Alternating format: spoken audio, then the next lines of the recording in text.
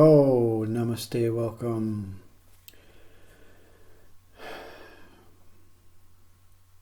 And a very warm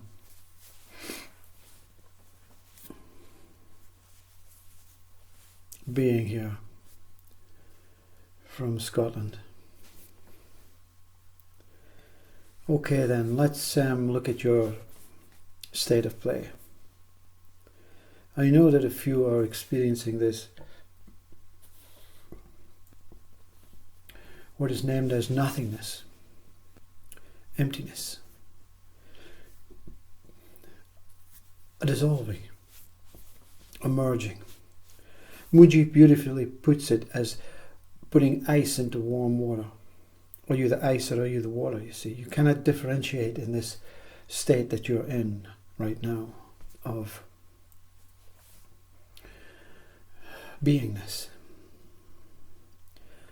And if you are experiencing this, and you may have stumbled upon this video and this strange speaker and need some reassurance or confirmation, and the confirmation and reassurance are simply aspects of connection between each one of us, or kind of loving, bonding, instinctive, knowing way that we are all one. We know that we're all one inside. We're all similar, you know.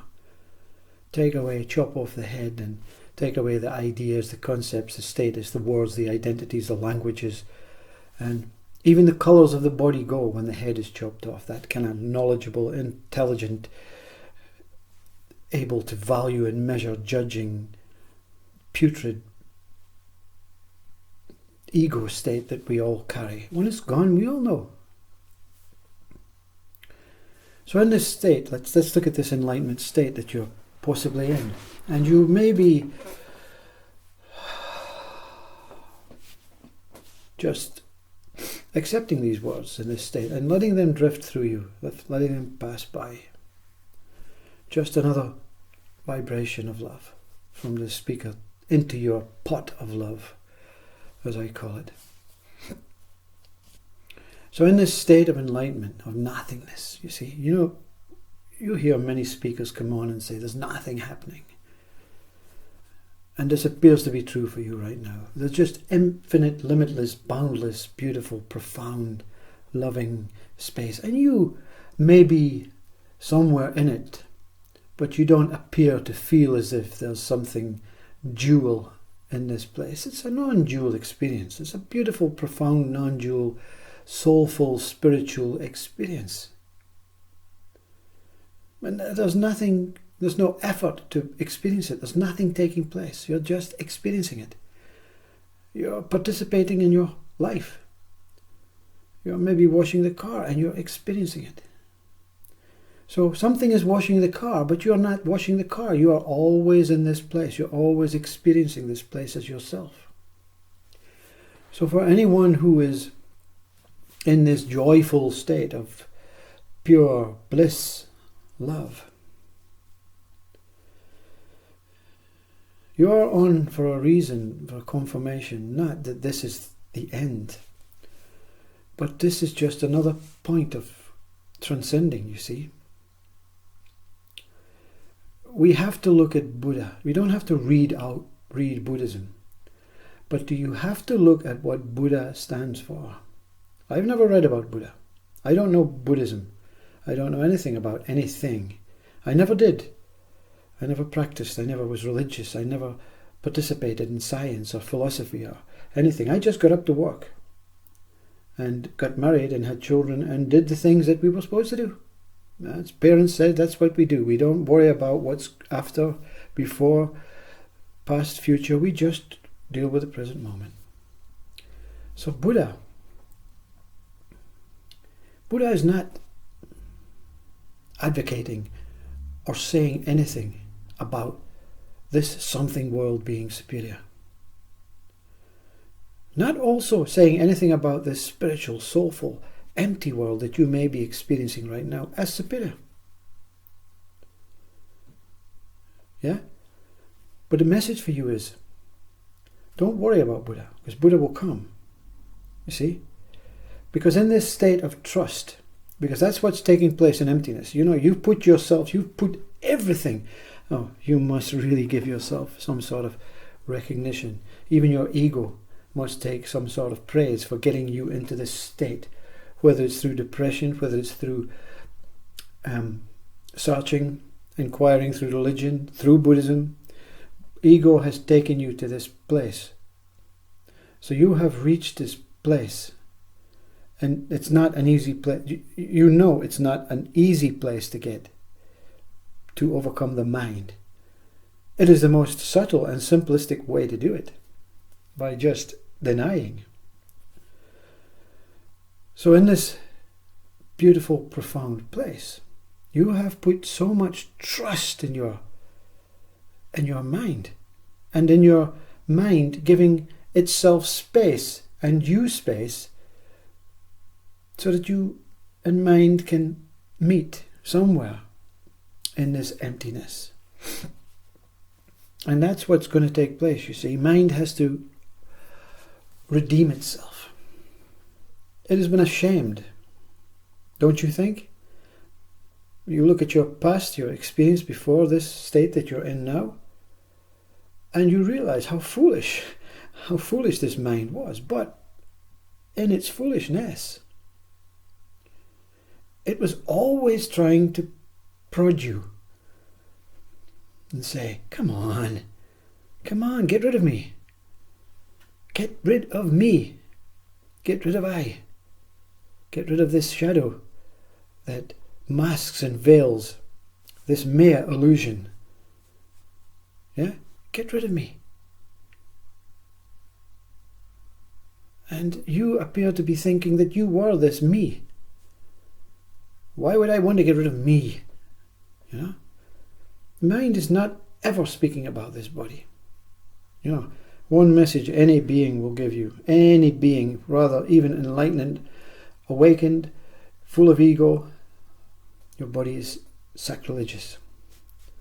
Your body will reveal to you, through depression, through anxiety, through any state, this emptiness. And you know that one that is speaking, that is apparently mishmashed into this beautiful, profound, loving emptiness, this pot of love, that somewhere ego may appear to have been nasty, but for all the right reasons.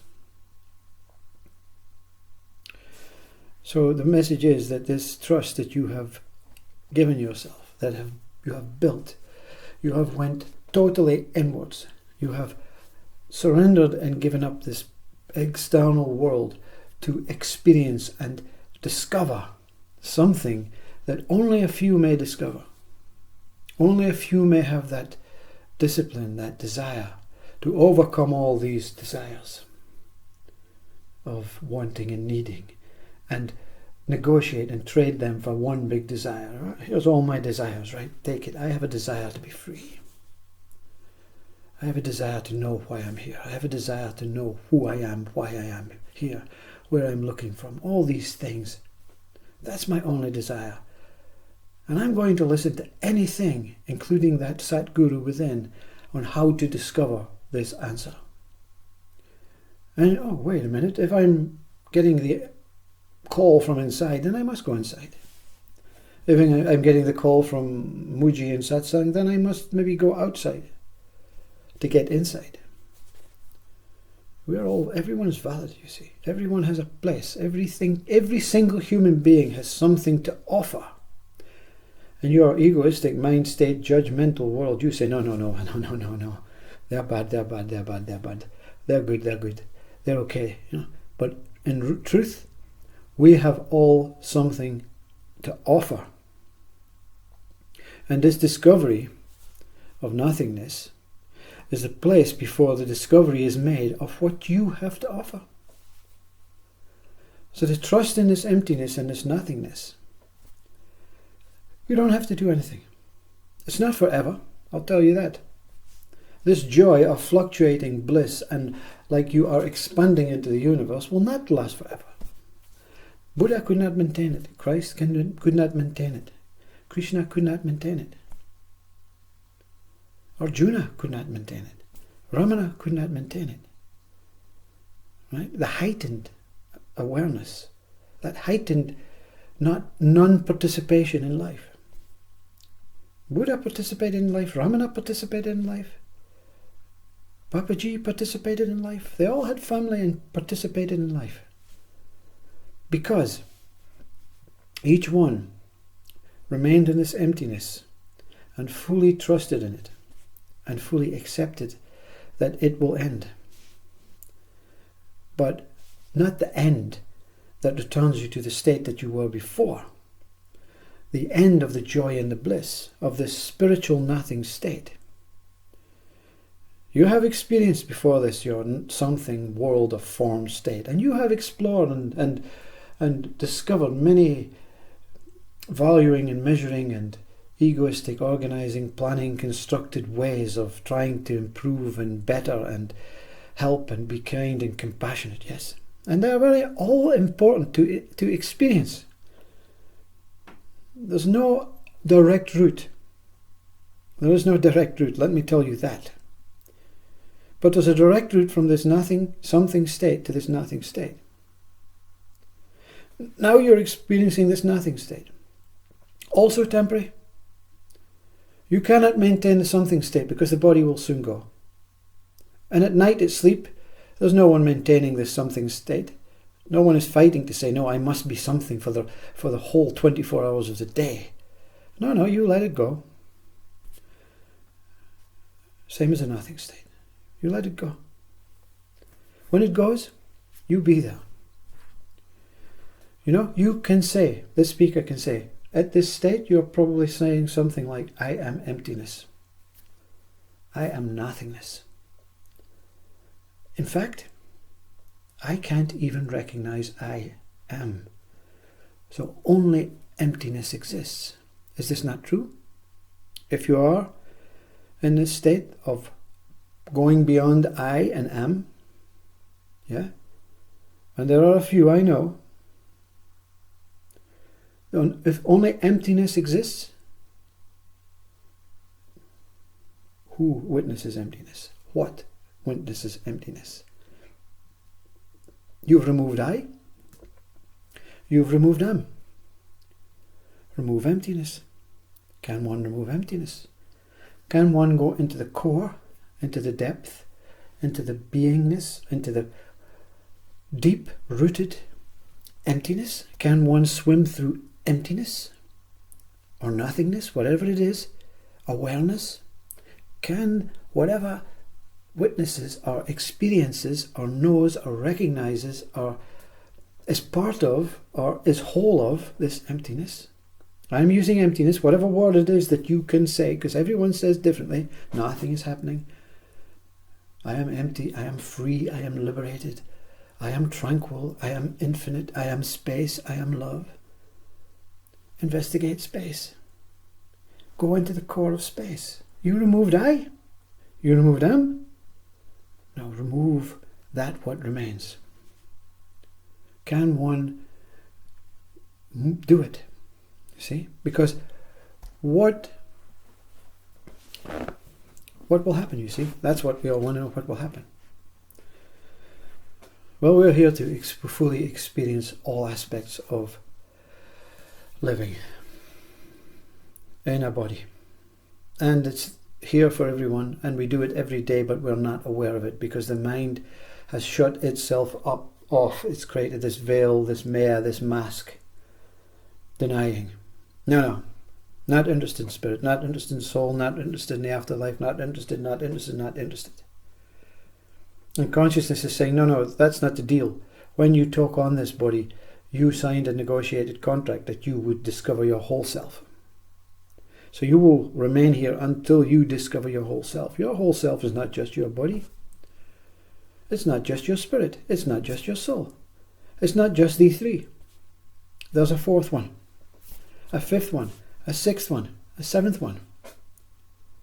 Yeah? Something, nothing. Buddha sits. Something and nothing. Emotional, physical. This, that. Man, woman.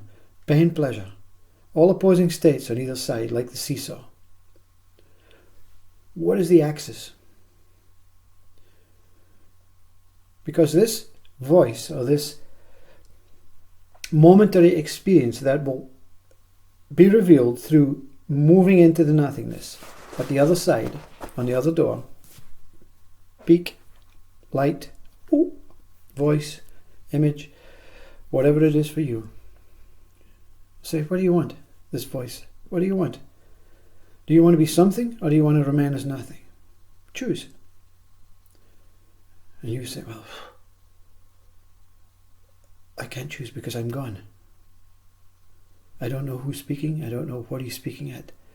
And this one in the middle says, yeah, that's the position I want you to be in, because I will decide, you see.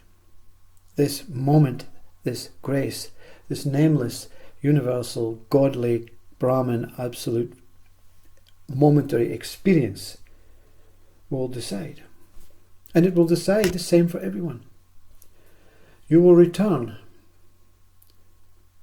not to something. You will not stay as nothing, but you will become Buddha. Beyond something, beyond nothing. You have experienced the Papaji video that all must experience. Who is the who and who am I? Because there's an idea that I have experienced something, and I have experienced nothing. And therefore I will be Buddha. Yeah? But who is I? Who speaks these words? Buddha is silence in all aspects. Only silence exists through the emptiness, through the nothingness, through the spirit, through the soul, through the space, through the freedom, through the liberation, through the light. Only silence remains. And this silence cannot be I, you see? But this silence is the creator of I. Right? And this silence, when it is explored, discovered, through a further inquiry. So you sneaky ones who think this joy, this liberation is over, the further inquiry is find out who is I. Yes? Who is I?